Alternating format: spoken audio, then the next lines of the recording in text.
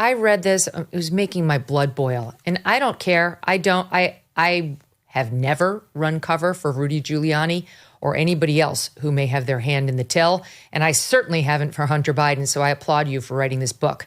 Can you just first set it up why this is an area that is just so ripe for exploitation by foreign governments trying to find some, I'm sorry, weakling here connected to whatever president, could be a right-wing one, could be a left-wing one, for exploitation to try to gain access to power? Yeah, I mean, there's this sort of mindset in a lot of the developing world, really a lot of the rest of the world, that, you can get what you want from government by essentially paying the government or the people around the government, the families of the elected officials. And we in the U.S. like to think that we're above that. We're different than that. We have all these ethics laws and conflicts of interest laws and disclosure laws that prevent that kind of thing. But it turns out that in the rest of the world, when they sort of get crosswise with the United States or other international bodies, they apply this same mindset and they look for Americans who are close to the government and the top officials in the government to put on their payrolls to be able to at least create the perception that they are gaining some kind of favor or effectively navigating their way out of trouble. And it turns out that there are plenty of well-connected Americans who are willing to take those paydays, including Hunter Biden, including Rudy Giuliani, but also many others who I profile in detail in the book. Yeah, this is a grift because you have some access to power and you run around to deep-pocketed foreigners touting it, trying to seem important, like you can change policy. And certainly when you are the son of the sitting vice president, that carries a lot of weight because what you're zeroing in on with Hunter really all started when Joe Biden was vice president. That's when he joined the board of Burisma in Ukraine. Before we get to that, I just want to start with a headline that just came out on Tuesday, thanks to our pal John Solomon over at Just the News.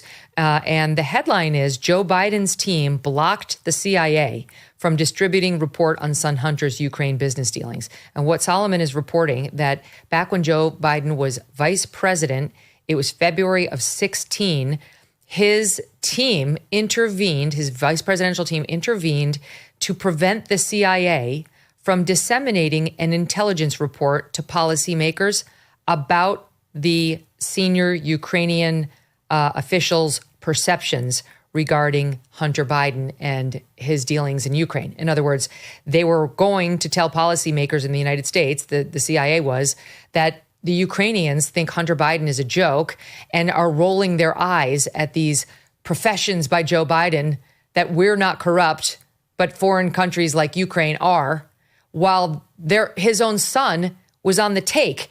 And he, Joe Biden, his team intervened, saying the VP would, quote, strongly prefer this report not be disseminated. And it looks like it wasn't. It was withheld. Just so we have this, here is then Vice President Biden on his infamous anti-corruption speech he gave in Ukraine. This happened in 2015, but listen to the holier-than-thou attitude he was espousing while his son was essentially on the take. SOT 51. But I can tell you, you cannot name me a single democracy in the world where the cancer of corruption is prevalent. You cannot name me no one. No democracy. They are thoroughly inconsistent. And it's not enough to set up a new anti-corruption bureau and establish a special prosecutor fighting corruption. The Office of the General Prosecutor desperately needs reform. The judiciary should be overhauled. The energy sector needs to be competitive, ruled by market principles, not sweetheart deals.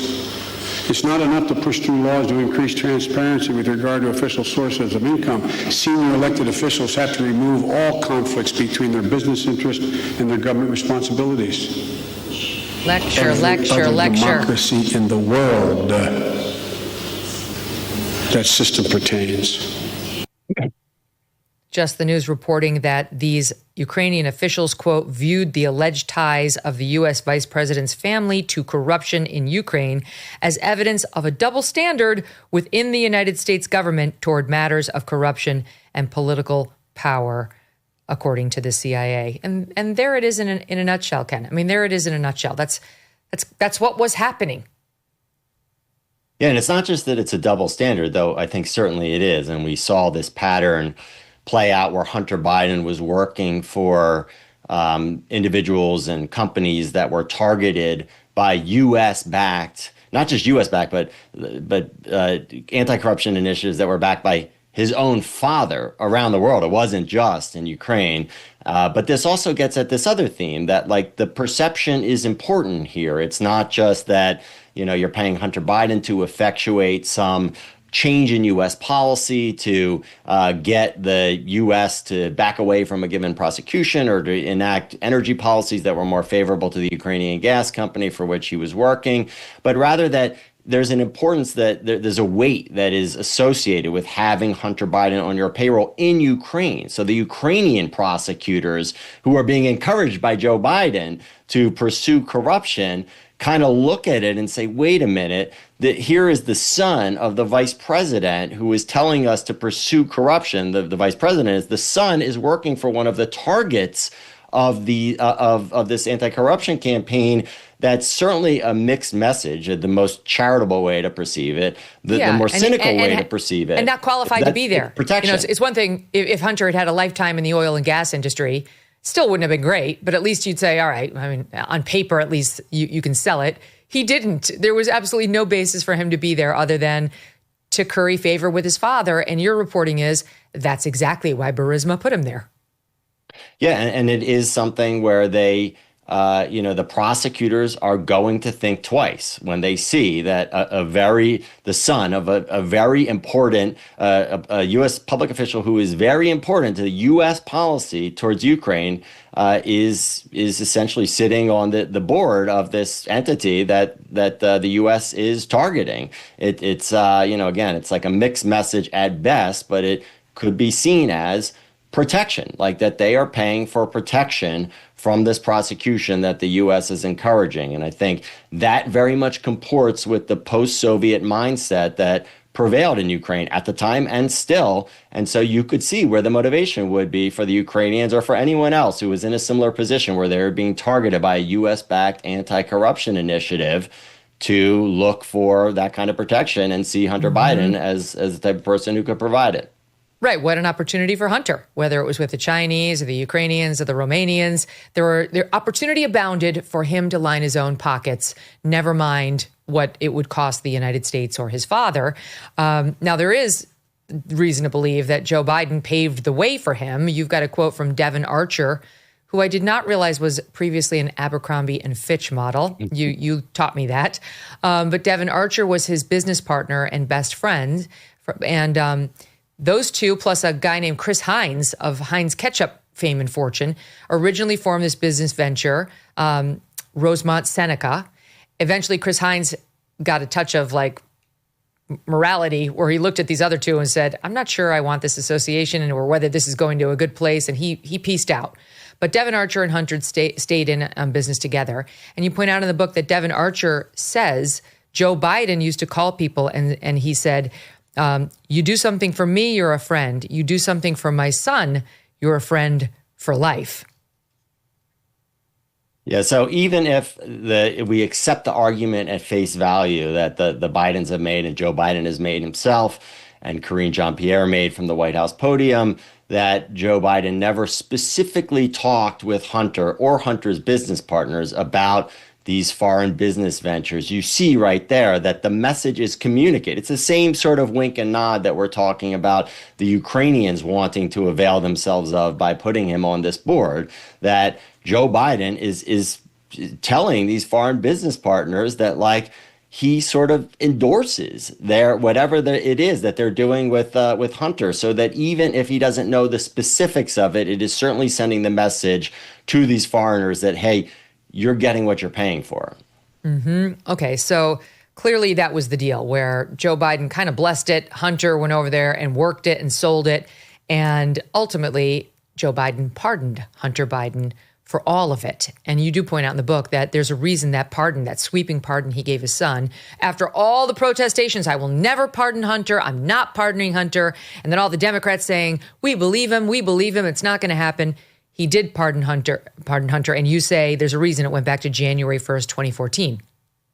Yeah, that's when he was really ramping up his foreign business dealings, including with Burisma. That arrangement started in early 2014 and was made official in about April or May when Hunter Biden was added to the board after Devon Archer, the business partner, sort of paved the way and got on the board first and brokered the introduction. And it's notable. It's not just like, at the time that I wrote the book, it was sort of like it was just me connecting dots. But eventually, the prosecutors in the Hunter Biden case essentially suggested that there is a potential charge for violation of the Foreign Agents Registration Act, interestingly not connected to his work in Ukraine, but rather to his work in Romania for a different oligarch that they could bring. They, of course, did not bring that, but they were sort of hinting at that, I think, probably to extract a guilty plea. But it's hard to ignore that when you look at the way that the pardon was framed. It's hard to ignore that the prosecutors are suggesting that there might be a potential Farrar charge and that the pardon was sort of chronologically situated to cover the activity that would be the basis for such a Foreign Agents Registration Act. They went back to charge. the earliest foreign interference that he was doing, back to when Joe Biden was VP. And we'll get to Romania because you've broken some news there too, which is kind of shocking. Did you know gold is up around 40% this year? That's not speculation, it's reality. And if a portion of your savings is not diversified into gold, you are missing the boat. Here are the facts. Inflation is still too high. The US dollar is still too weak. And the government debt is still growing. This is why central banks are flocking to gold. They're the ones driving prices up to record highs. But it's not too late to buy gold from Birch Gold Group and get in the door now. Birch Gold will help you convert an existing IRA or 401k into one in gold. You don't pay a penny out of pocket. Just text MK to 989898 and claim your free info kit. There's no obligation, just useful information. The best indicator of the future is the past, and gold has historically been a safe haven. Text MK to 989898 right now to claim your free info kit on gold. MK to 989898. Protect your future today with Birch Gold. Thanks so much for watching. If you like what you just saw, hit the subscribe button for more clips and full episodes.